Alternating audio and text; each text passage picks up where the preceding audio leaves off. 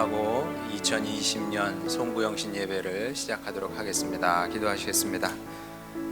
우리를 사랑하시는 아버지 하나님, 지난 한 해도 저희를 지켜주시고 주님 백성들 비록 비대면 예배지만 주님께 예배하게 하시니 감사드립니다. 이 시간도 하늘의 은혜를 우리 모두에게 허락하여 주시사 주님께서 우리와 함께 하심을, 또 함께 하셨음을, 또 앞으로도 함께 하심을 알고 기뻐하며 감사하며 평강을 누리는 시간 되게 하여 주시옵시고, 또 그렇게 주님께 영광 돌리는 복된 예배 되게 하여 주시옵소서. 모든 것 주님께 맡기며 사랑 많으신 우리 구주 예수님의 이름으로 기도드렸습니다. 아멘. 찬송 301장입니다. 301장입니다.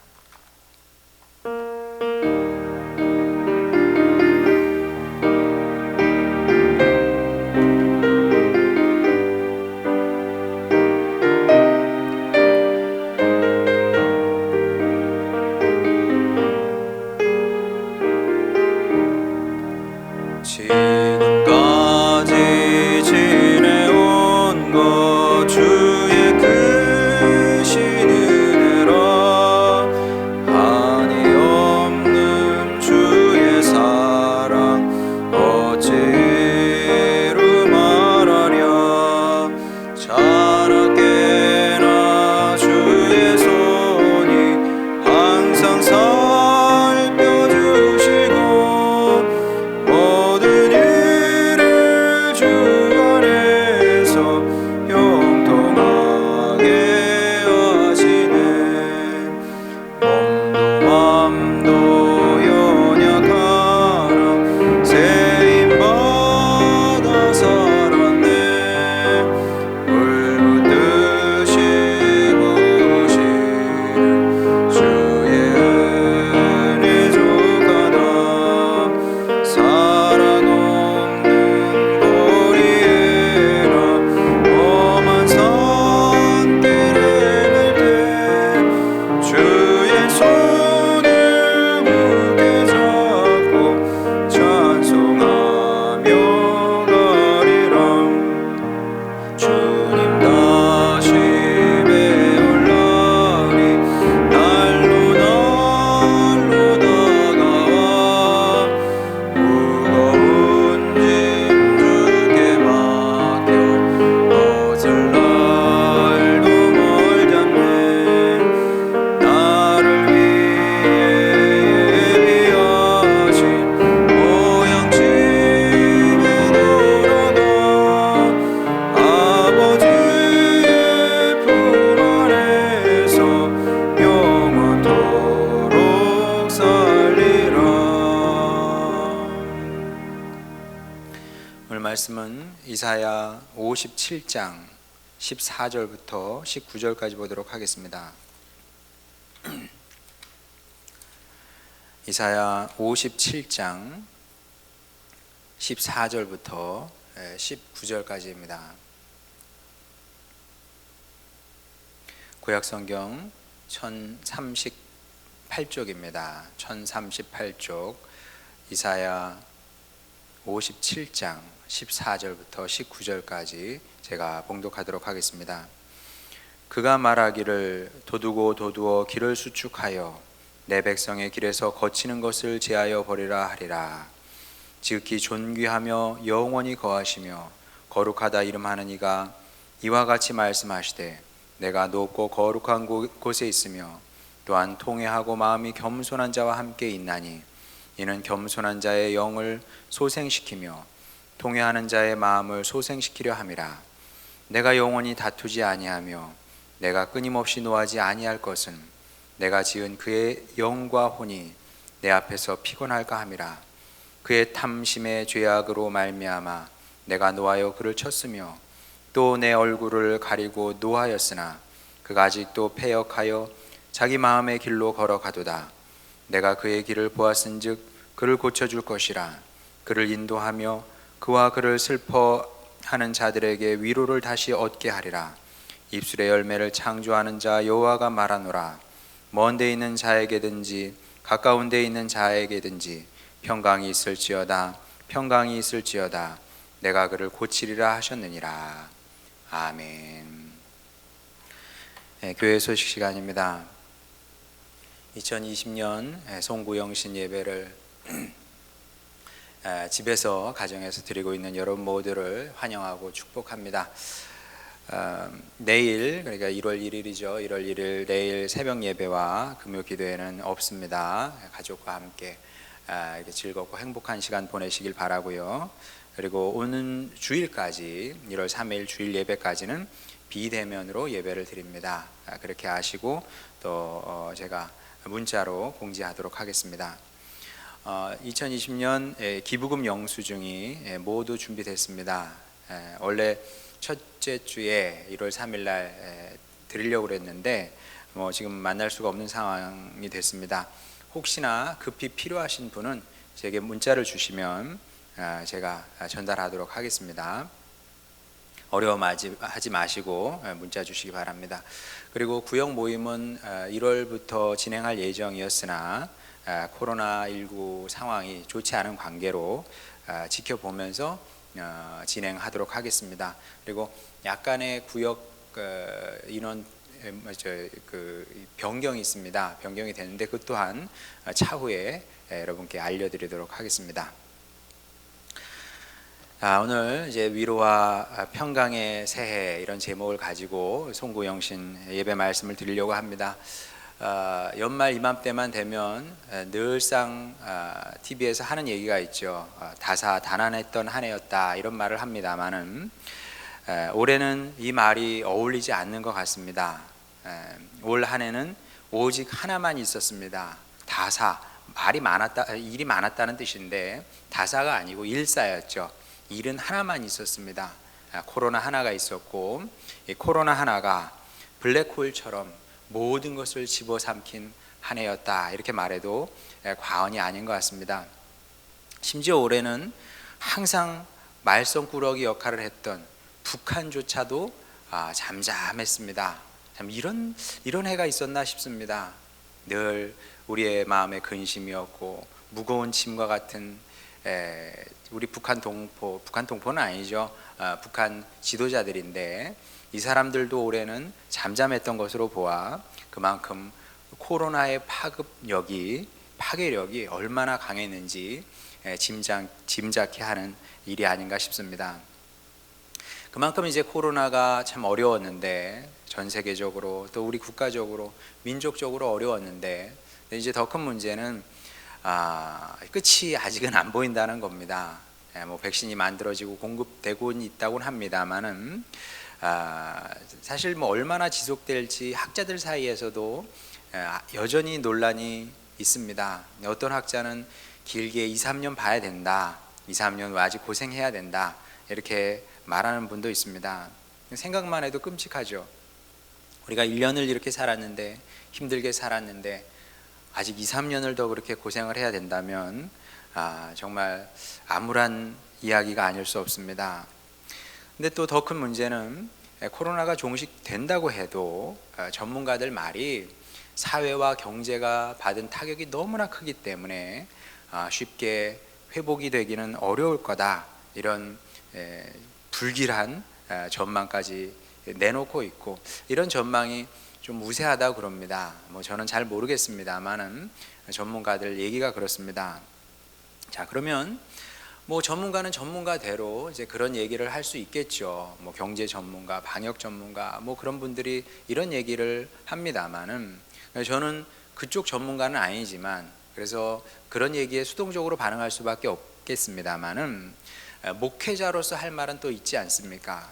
하나님의 말씀을 맡은 자로서 이런 시대에 하나님의 백성에게 어떤 말씀을 전해야 될까 이제 오래 생각을 하다가 떠오른 성경 구절이 이사야서 오늘 본문 말씀입니다.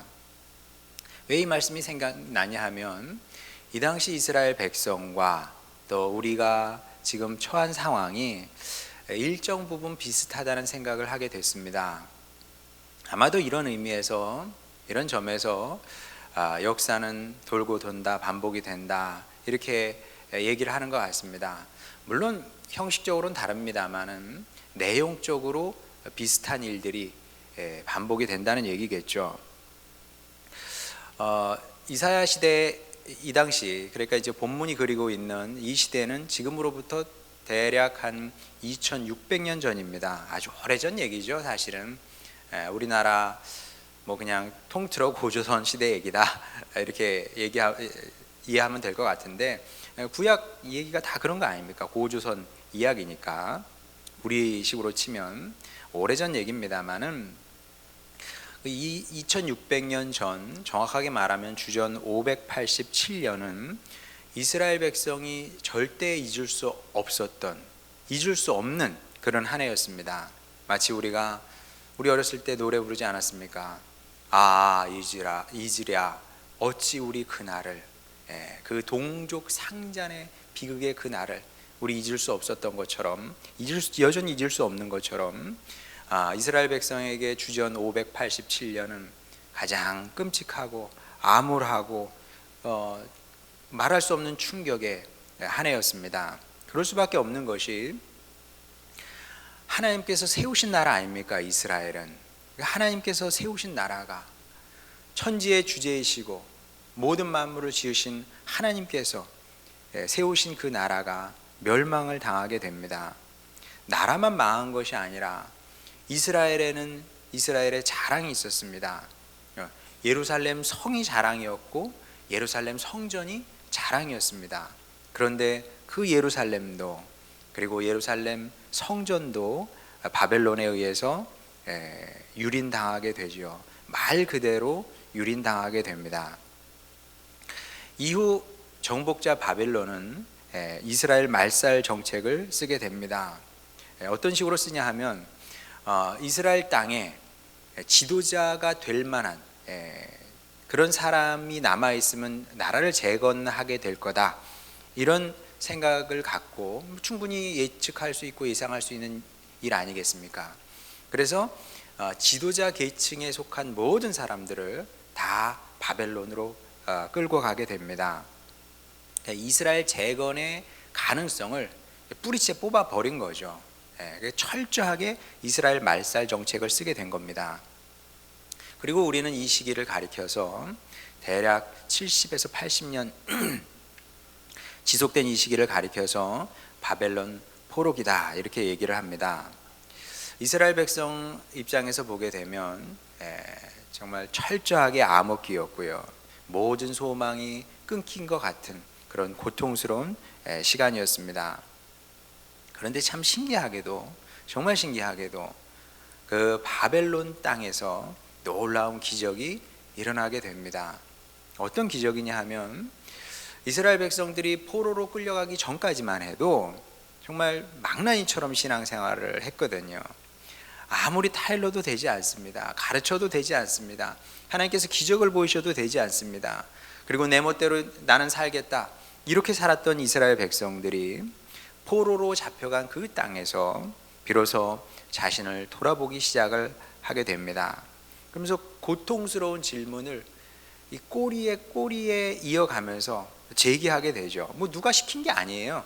스스로 질문하기 시작을 하는 겁니다. 내남할 것 없이, 이스라엘 백성들이라면 내남할 것 없이 질문하기 시작을 합니다. 어떤 질문일까요? 하나님의 백성이, 하나님께서 택하신 백성이 도대체 왜 망했느냐? 이거 질문거리 아니겠어요? 실패한 사람은 질문하는 겁니다. 근데 그냥 실패한 게 아니라 우리는 하나님께서 세우셨는데 어떻게 망할 수가 있느냐? 근데 이제 이런 질문만 했던 것이 아니고요, 본인 스스로 생각을 할 때도, 이스라엘 백성들이 생각을 할 때도 이게 뿌리째 뽑힌 나무 같거든요, 자기의 심정이. 그래서 이제 이사야서를 보게 되면 그루터기 신앙 얘기를 하는 겁니다. 왜? 그루터기까지 나무가 잘리게 된 거죠. 이스라엘의 모습이었습니다. 그루터기까지 우리가 완전히 잘려버렸구나. 자, 그런 나라에, 그런 민족에 어떤 소망이 있고 어떤 미래가 있느냐, 이런 질문을 하게 된 거죠.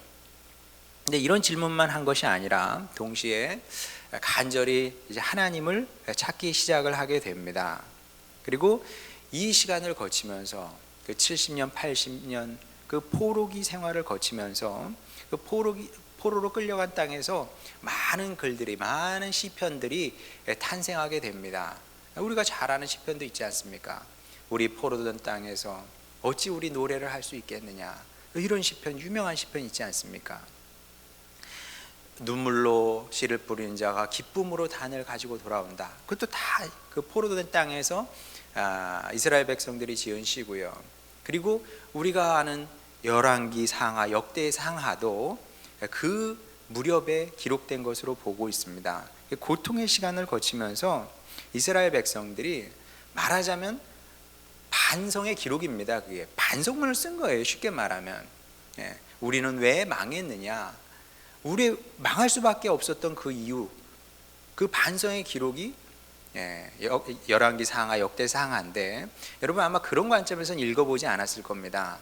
한번 이제 새해에는 열왕기 상하, 역대 상하를 읽어본다면 이런 관점에서 한번 천천히 읽고 묵상해 보시기 바랍니다. 그러면 느껴지실 거예요. 아, 진짜 이거 반성문이네. 반성만 한 것이 아니라 이제 우리 하나님께 돌아가자. 이제 흔히 환원 운동이라고 그러죠. 돌아가자는 운동이 거기서 시작되게 됩니다. 자, 그리고 이런 것을 가리켜서 흔히 고난의 순기능이다, 이렇게 얘기하는 것 같습니다.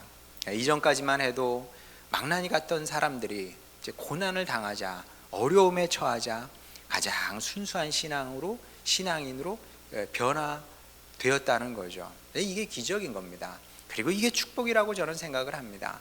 마냥 잘 되는 게 축복이 아니고요, 고난을 당하더라도, 어려움을 겪게 되더라도 그것을 통해서 변화되어서 이제 하나님의 사람으로 주님의 길을 걷게 된다면 이게 진정한 축복이 아니겠습니까?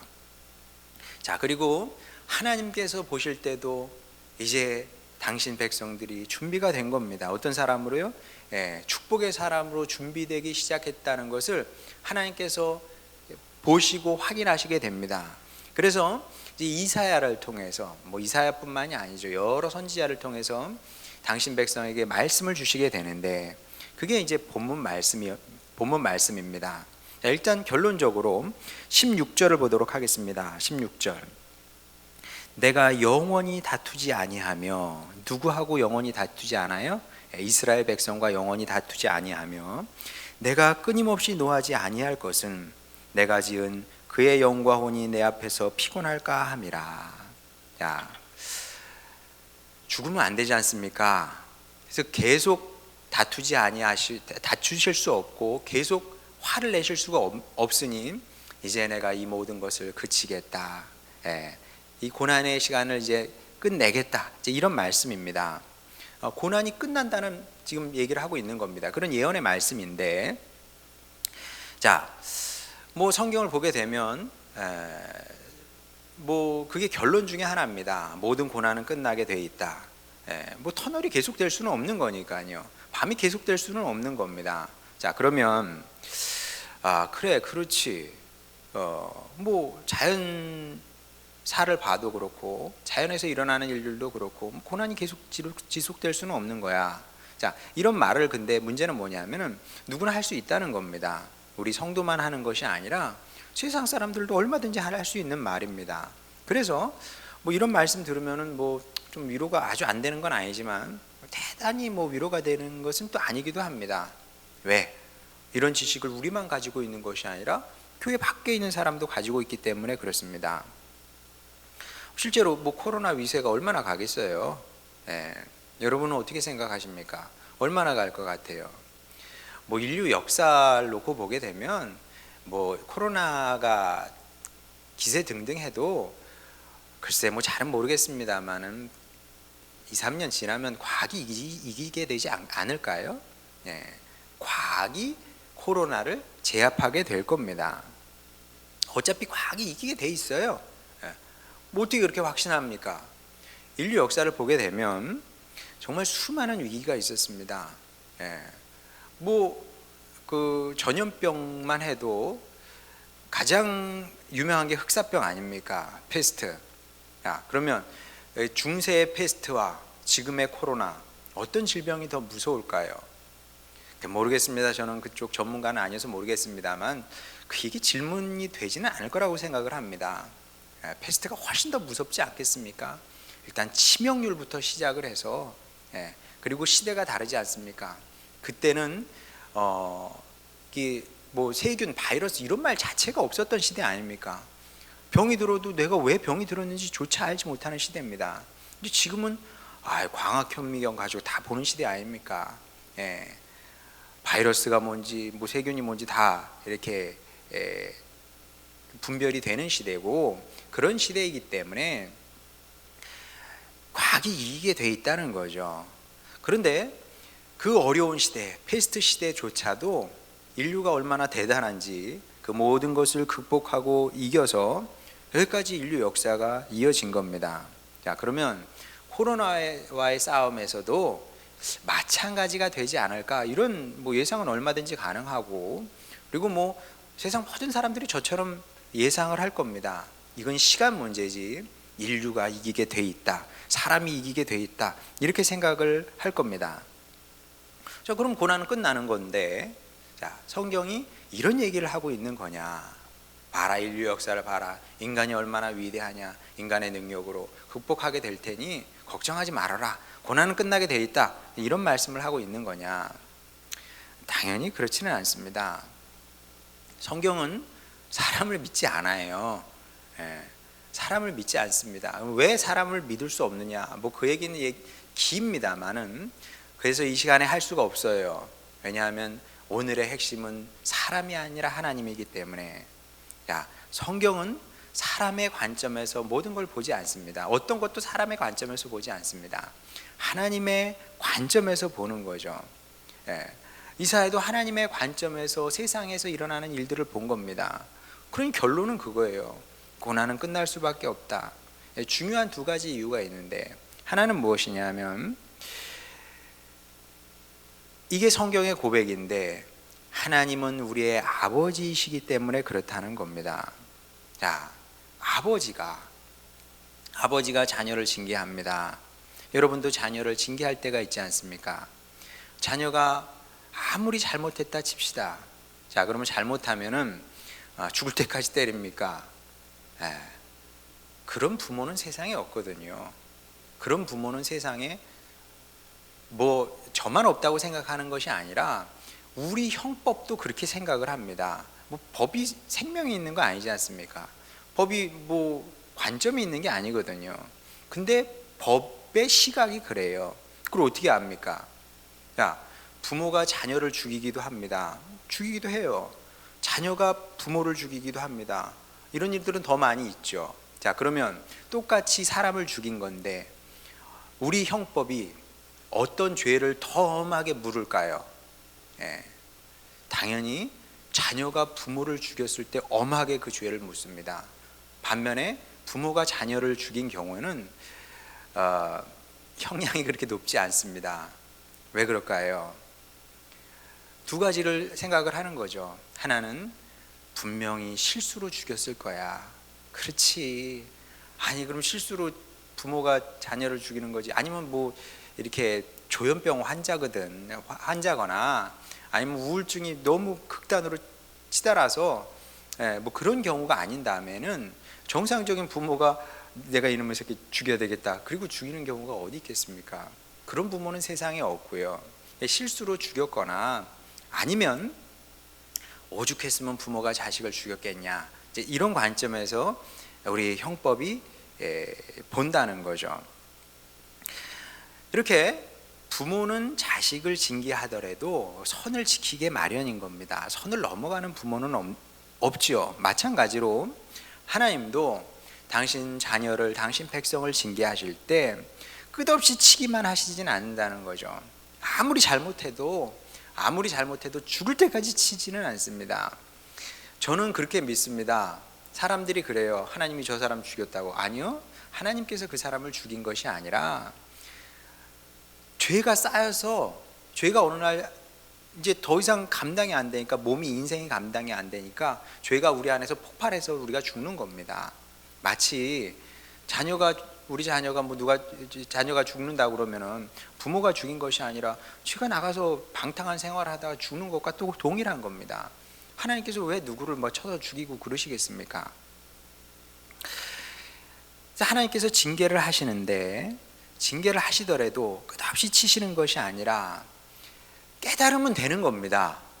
예, 우리도 부모로 살아봐서 알잖아요. 자녀가 깨달으면 되는 겁니다.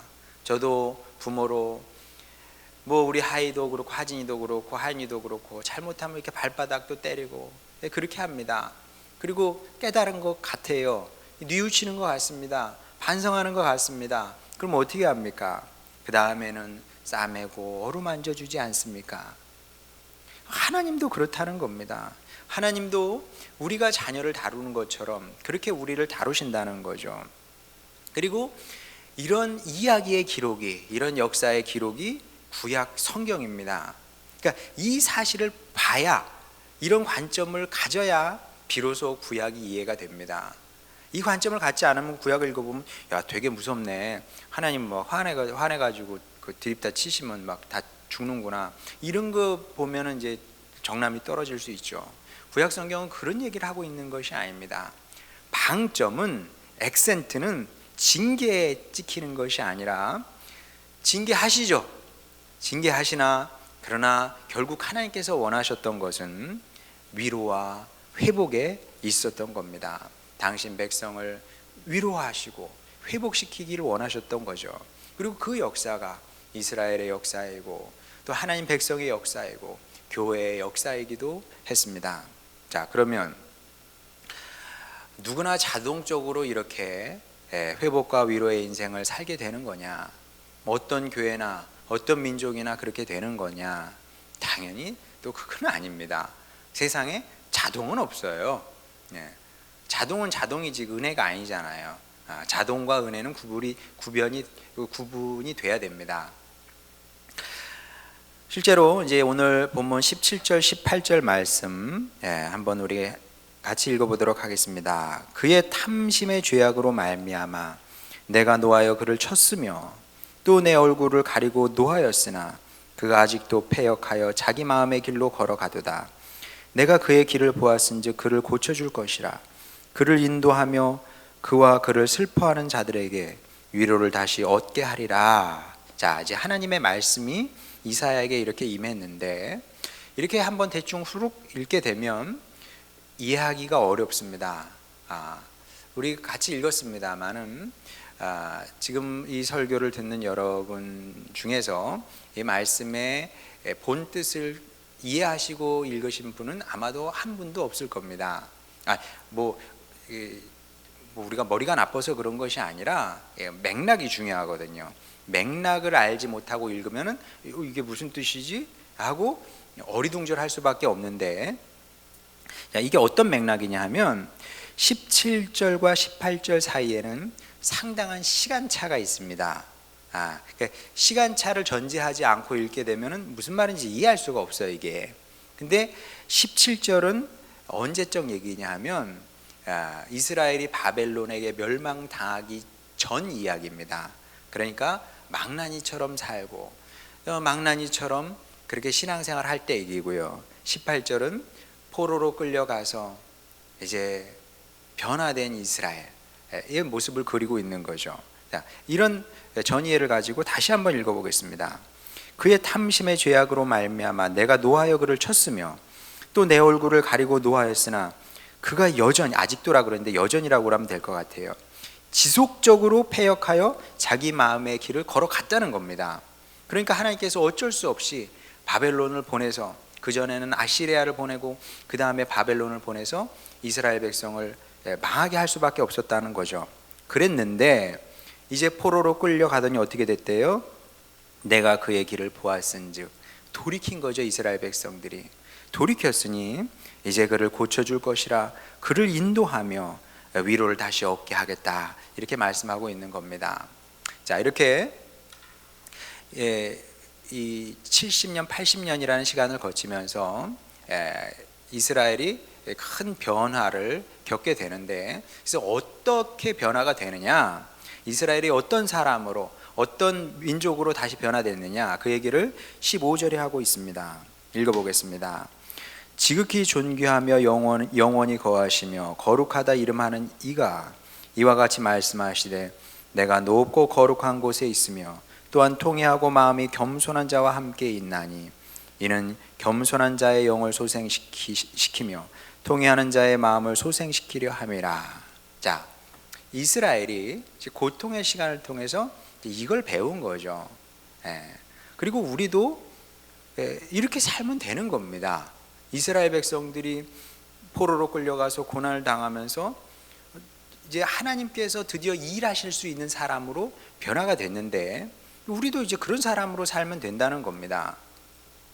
자, 그러면 우리도 이렇게 이제 살면 되는데 그러면 이제 어떻게 이렇게 살 수 있느냐? 그 증거가 무엇이냐? 자, 우리가 이제 코로나19 시대를 지금 지나고 있습니다. 자, 이 시대 속에서 우리가 질문해야 되는 것은 지금 질문해야 되는 것은 이 코로나19가 어디로부터 왔느냐, 그런 질문은 저는 아니라고 생각을 합니다.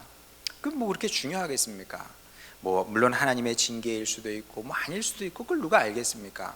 어떤 사람에게는 하나님의 징계일 수도 있고요, 어떤 사람에게는 아닐 수도 있는데 중요한 것은 무엇이냐면, 진짜 중요한 것은 이것을 통해서 우리가 무엇을 배우느냐, 이게 중요하다는 거죠. 무엇이 됐건 주님 안에서 잘 배우는 사람이 발전하는 것이고 이런 사람이 이기게 되는 겁니다. 이스라엘 백성들이 왜 망했겠어요? 배우지 못했기 때문에, 하나님께서 아무리 가르쳐 주셔도 배우지 못했기 때문에 망했던 겁니다. 그런데 포로로 끌려가서 어떻게 됐어요? 통회하는 마음을 배운 거고요, 그리고 겸손한 마음을 배운 겁니다.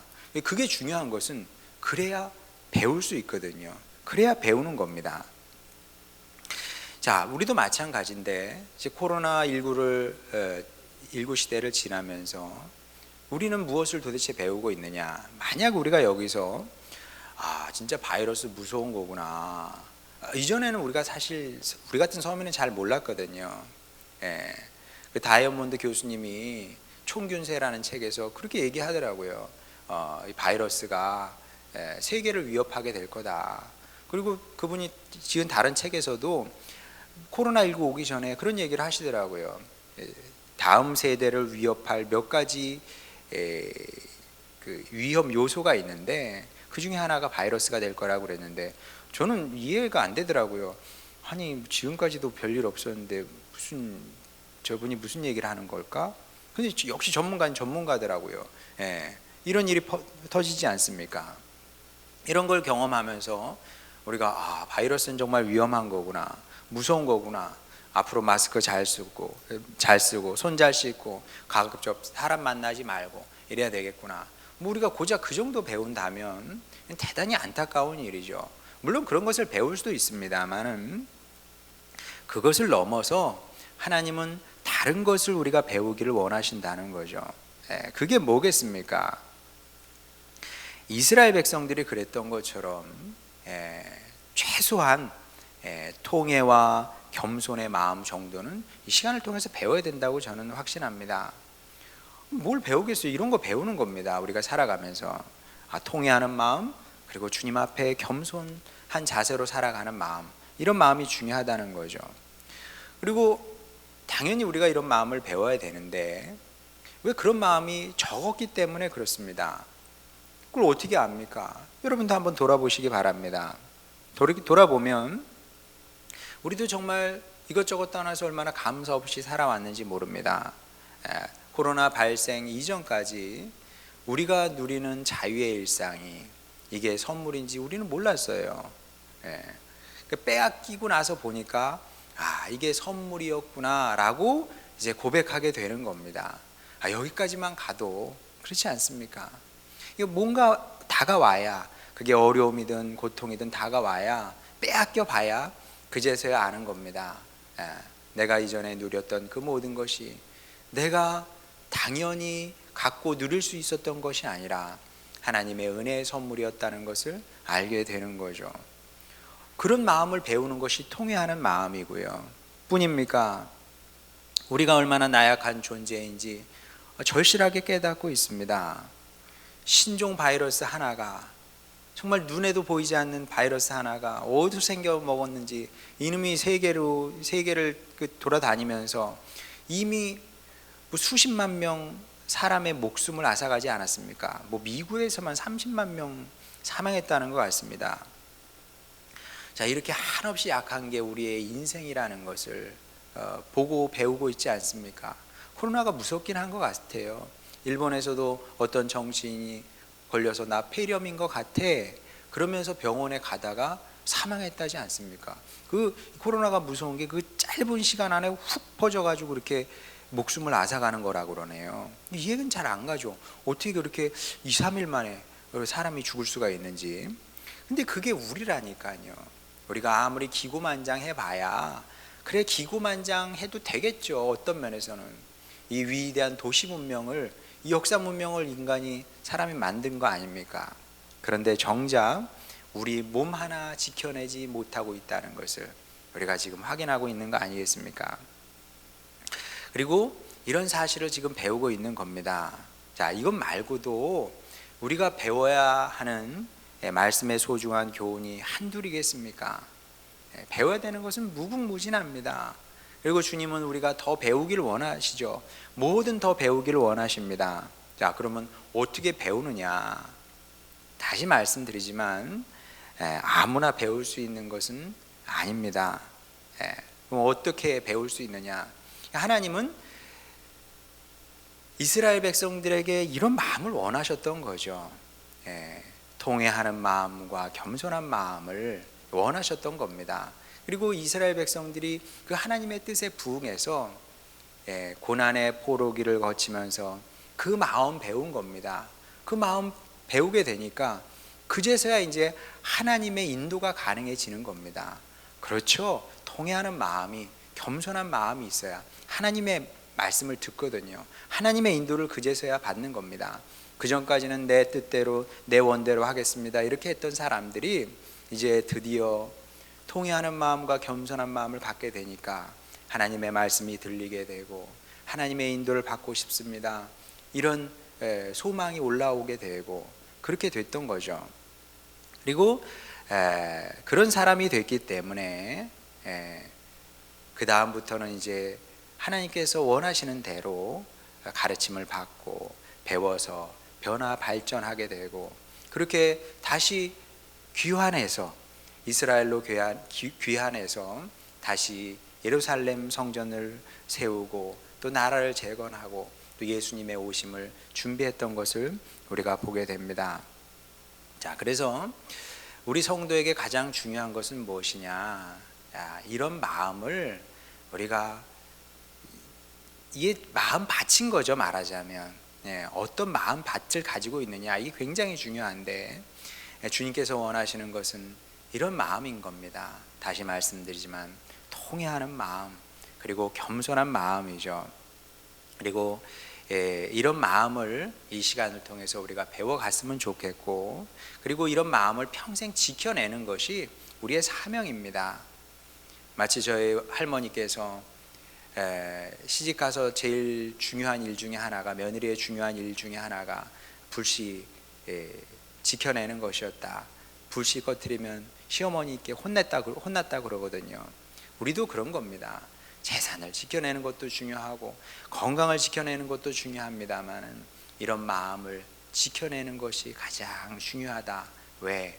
그래야 배움이 가능하고 배워야 변화 발전하게 되고 변화 발전해야 결국 이길 수 있기 때문에 그렇습니다. 그래서 이 사실을 기억하시고 바라기는 새로운 한 해 우리 모두 이 일에 성공하는 주님의 백성이 되었으면 좋겠습니다. 글쎄 21년 어떤 해가 될지 저는 알지 못합니다. 사람들 하는 말이 뭐 더 어려우면 더 어려웠지 쉽지는 않을 거라고 얘기를 하고 예상을 합니다만은 그건 하나님의 백성에게 그닥 중요하지 않습니다. 우리에게 중요한 것은 두 가지입니다. 하나는 하나님께서 우리의 아버지시라는 그 사실, 하나님께서 우리를 징계하실지라도 죽도록 징계하시지는 않는다는 그 사실, 이 믿음이 중요하고요. 그리고 이 믿음을 가졌으면 그 다음은 필요한 것은 무엇이냐 하면 주님 제가 잘 배우겠습니다. 잘 배우면 어떻게 될까요? 오늘 이사야서의 말씀이 우리에게 이루어지게 되는 겁니다. 뭘까요? 환경과 조건에 관계없이 이스라엘 백성들은 여전히 포로로 끌려가는 땅에서 포로 생활을 하고 있는 겁니다. 중요하지 않다. 너희들의 마음이 이렇게 바뀌었으니 이제 너희는 회복될 것이고 이제 위로의 미래를 기대해도 좋다. 이런 말씀을 하고 있는 겁니다. 마찬가지로 우리도 이스라엘 백성과 같은 마음으로 살게 되면 결국 위로와 평강이 넘치는 그런 인생을 살게 될 거다. 환경을 초월한 평강이 임하게 될 것이고 하늘의 위로가 비처럼 단비처럼 임하게 될 겁니다. 이런 사실을 기억하시고 정말 변화된 이스라엘 백성 같은 그런 좋은 신앙인이 되어서 2021년 새해는 정말 축복의 원년, 하나님께서 축복하실 수밖에 없는 원년, 그런 원년을 여러분 인생에서 만들어내고 또 시작하시는 축복된 주님 백성들, 가정, 교회 되시기를 주님의 이름으로 축원합니다. 기도하시겠습니다. 우리를 사랑하시는 아버지 하나님 감사드립니다. 아버지, 우리는 하나님께서 우리의 아버지이심을 믿습니다. 주님 백성들 이 믿음 위에 든든히 서게 하여 주시옵소서. 그리하여 주님께서 우리에게 원하시고 기대하시는 것이 무엇인지 마음에 잘 새기며 살게 하여 주시옵소서. 그렇게 이스라엘 백성들처럼 통회하는 마음을, 겸손한 마음을 갖고 잘 배워서 변화 발전케 하시고 또 이기며 사는 주님 백성 되기를 원합니다. 아버지 하나님, 그렇게 새해는 주님 백성들, 주님 자녀들 이기며 살게 하시고 이기는 삶의 원년을 만들길 원하오니 아버지 하나님께서 우리 모두를 축복하여 주시옵소서. 그렇게 우리 복의 사람이 되길 원합니다. 복의 사람이 됨으로 말미암아 더 고통 중에 있는 사람들, 소망 없는 사람들에게 빛이 되게 하여 주시고 또 그들에게 주님의 말씀을 전하고 주님의 능력의 사역자가 되어서 그들도 주님께로 이끌어내는 복된 주님 자녀들 되게 하여 주시옵소서. 새해는 그렇게 주님 백성뿐만 아니라 가정과 교회가 복을 얻게 하여 주시옵시고 어려운 일들 또 힘겨운 일들 우리 앞에서 점점 멀어지게 하여 주시고 모든 어두움이 물러가게 하여 주시고 주님의 기쁨이, 감사와 평강이 우리 가운데 넘치게 되기를 원합니다. 그렇게 주님께서 축복하시는 주님 백성들 되게 하시고 특별히 하늘소망교회 구원의 방주 역할을 잘 감당함으로 말미암아 모든 주님의 백성들이 교회를 드나들며 복을 얻게 하시고 그리스도의 사람으로 변화 발전하는 것 우리로 보게 하여 주시옵소서. 감사드립니다. 주님, 새해도 주님께 맡겨드립니다. 주님께서 주님 백성에게 가장 좋은 하늘의 것들 부어주시고 공급하여 주시고 인도하시사 승리하게 하여 주시옵소서. 감사드리며 사랑 많으신 우리 구주 예수님의 이름으로 기도드렸습니다. 아멘. 찬송 550장 부르시고 축도로 송구영신 예배 마치도록 하겠습니다.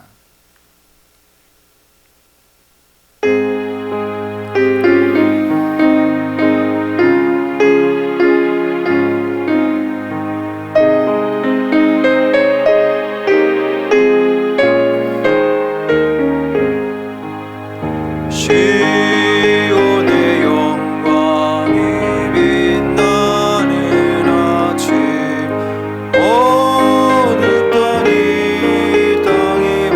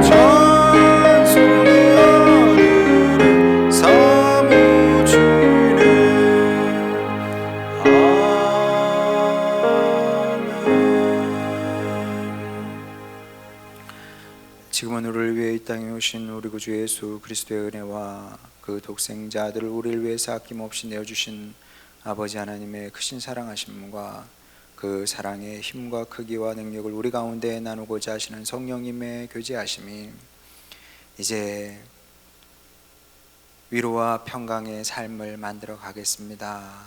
그런 새해를 꿈꾸며 소망하는 주님 백성 머리 위에, 가정 위에, 교회 위에 지금으로부터 영원토록 함께 하시기를 간절히 축원하옵나이다.